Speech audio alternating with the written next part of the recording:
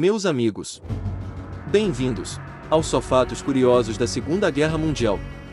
No vídeo de hoje, falaremos sobre Portugal, paraíso de agentes secretos durante a Segunda Guerra Mundial. Antes, nos apoie. Se inscreva, ative o sino, deixe o like e compartilhe no final. Quando os aliados desembarcaram na Normandia, na França, o coronel norte-americano George Taylor disse: "Só dois tipos de homens ficarão nesta praia: os mortos e aqueles que vão morrer." Era dia 6 de junho de 1944, data que entrou para a história como o dia D. Os militares não estavam tão confiantes. Afinal, era difícil ser discreto numa região dominada por 156 mil soldados em 7 mil embarcações, 20 mil veículos e 13 mil aviões nazistas. Por garantia, um dia antes, o então general Eisenhower até escreveu uma carta assumindo a culpa em caso de fracasso. Os alemães sabiam do ataque, mas esperaram pelo inimigo em Paz de Calais, a mais de 300 quilômetros do lugar certo. Hitler baseou-se na mensagem de um espião, o espanhol Juan Pujol Garcia. O Führer só não sabia que o espião era agente duplo, mentor da maior mentira do século XX. E ele não foi o único a atuar em Lisboa durante a Segunda Guerra.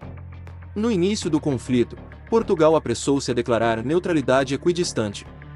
A simpatia do ditador Antônio de Oliveira Salazar estava com os alemães, mas ele precisava honrar a aliança com os ingleses, a mais antiga em vigor no mundo, desde 1373. Com o fechamento dos portos, Lisboa tornou-se o único ponto de saída da Europa. Enquanto os outros países se digladiavam, Portugal permaneceu um oásis de paz, e a proximidade física mostrou-se ideal para as atividades dos serviços secretos. Um dos lugares preferidos dos agentes secretos era o Hotel Palácio que ficava perto da capital portuguesa, na luxuosa região do Estoril. Em 1940, hospedou-se lá o iugoslavo Duško Popov. O mesmo era boêmio, andava com muitas mulheres e sempre participava dos jogos do cassino do hotel. Ele, na verdade, era um agente duplo. Além de trabalhar para a APVR, a agência de informação alemã, ele também era funcionário do governo britânico. Em uma viagem aos Estados Unidos, gastou quantias obscenas em suas noitadas e não recolheu nenhum dado útil para os alemães.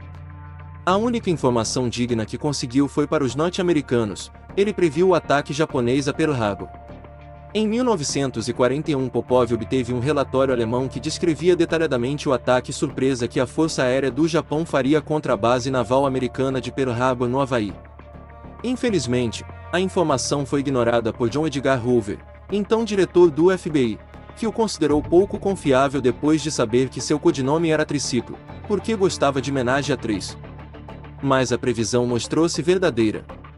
A avaliação errada de Hoover custou muitas vidas norte-americanas. Ainda durante a guerra, o escritor Ian Fleming prestava serviço no Departamento de Informações da Marinha de Guerra do Reino Unido. Era um espião. Mas, como o trabalho era de natureza administrativa, sua dedicação pouco contribuiu para a vitória dos aliados.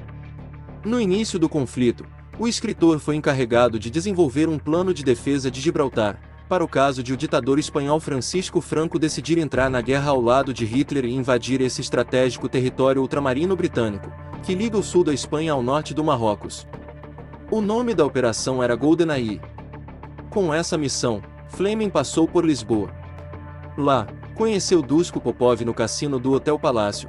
Dizem que foi Popov que inspirou Fleming mais tarde a escrever sobre o agente 007 James Bond. Mas, no trabalho de espião, os relatórios de Fleming, depreende-se que ele fazia que a sua vida imitasse a ficção, como na ocasião em que, sem motivo plausível, alugou um avião de Tanger, no Marrocos para Lisboa, pagando uma fortuna e enfurecendo seus superiores. Em 1940, apareceu na Embaixada Britânica de Madrid um sujeito meio calvo. Pediu para falar com alguém do serviço secreto e foi atendido. Disse ser Juan Pujol Garcia, da Catalunha, e oferecia seus serviços como espião, mas não conseguiu a vaga. Um ano antes, a Inglaterra declarara guerra à Alemanha. A solidariedade de Pujol intensificou-se quando ele soube dos campos de concentração. Meus instintos humanistas não me permitiriam fechar os olhos para o sofrimento causado por esses psicopatas, escreveu o agente no livro Operação Garbo. Foi com esse humanismo aguçado que ele surgiu pela segunda vez na embaixada britânica para tentar uma vaga como espião. Foi novamente dispensado. Nessa época já não restava dúvida, tratava-se de um louco. 2 anos depois, em 1942, através das mensagens inimigas interceptadas, os ingleses souberam que os alemães tinham uma rede de agentes secretos em solo britânico.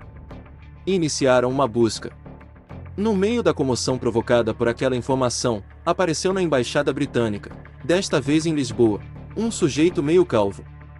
Pediu para falar com alguém do serviço secreto e foi atendido. Disse ser Juan Puyol Garcia, o chefe da rede de espiões procurada na Inglaterra. Na verdade, seus relatórios eram fictícios e estavam sendo enviados de Lisboa, não de Londres. Puyol explicou então que, em 1940, depois de ter sido rejeitado pelos ingleses em Madrid, decidirá aproximar-se dos alemães com a mesma proposta. Convencer a APVR, sob o codinome Arabel, receberá formação básica em técnicas de espionagem e cerca de $900 para ir à Inglaterra. Passando por Lisboa, única rota possível para Londres, Puyol decidiu ficar. Inventou uma rede de subagentes secretos imaginários e começou a enviar seus relatórios falsos, que se baseavam em pesquisas nas revistas da Biblioteca Nacional e nas notícias que chegavam a Portugal. Às vezes acertava alguma informação por sorte, o suficiente para tornar-se um nazista confiável. Sem sequer ter saído de Lisboa. Mas Puyol não queria trabalhar para Hitler. Encantados com seu esquema, os britânicos lhe ofereceram um emprego. Por considerarem-no um grande ator, atribuíram-lhe o sobrenome da diva sueca Greta Garbo. E Garbo tornou-se agente duplo. Graças aos aviões de reconhecimento alemães que sobrevoavam a França, Hitler sabia que a Inglaterra estava preparando alguma coisa. Então, um novo plano começou a ser pensado pelos ingleses. Se Hitler acreditasse que um ataque à França, dominada pelos nazistas, aconteceria em determinado ponto, os aliados poderiam desembarcar em outro lugar e chegar de surpresa. O problema era movimentar 156 mil soldados em segredo. Para resolver o impasse, a rede de espiões imaginários de Garbo entrou em ação. De acordo com Stefan Taut, no livro Agente Garbo, os aliados não economizaram esforços para fazer os alemães acreditarem que eles atacariam Pas de Calais, o ponto mais próximo entre a França e a Inglaterra, e não a Normandia. Criou-se um exército falso chamado Primeiro Grupo das Forças Armadas dos Estados Unidos ou FUSAG. Bem como uma estrutura inventada, com pistas de pouso, hospitais e acampamentos de madeira, tudo produzido por equipes de cinema. A encenação era levada tão a sério que, toda noite, um grupo de soldados era encarregado de mover os tanques de guerra infláveis para simular um movimento real. Em posições estratégicas, os agentes falsos de Garbo relatavam a preparação cada vez mais intensa de um iminente ataque inglês. Os alemães não tinham dúvida de que o FUSAG era real e de que o ataque aconteceria perto de Pas de Calais. Assim, o batalhão dos aliados chegou à praia de Omaha, na Normandia, sem ser percebido, na manhã de 6 de junho de 1944. Depois da guerra, Puyol temia represálias dos nazistas sobreviventes. Com a ajuda dos ingleses, viajou para Angola, onde fingiu a própria morte por malária. Às escondidas, mudou-se para a Venezuela e lá abriu uma livraria.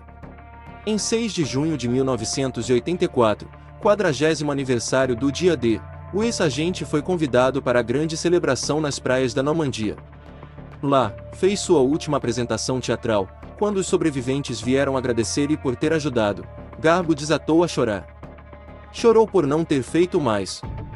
Ele morreu em Caracas, em 1988.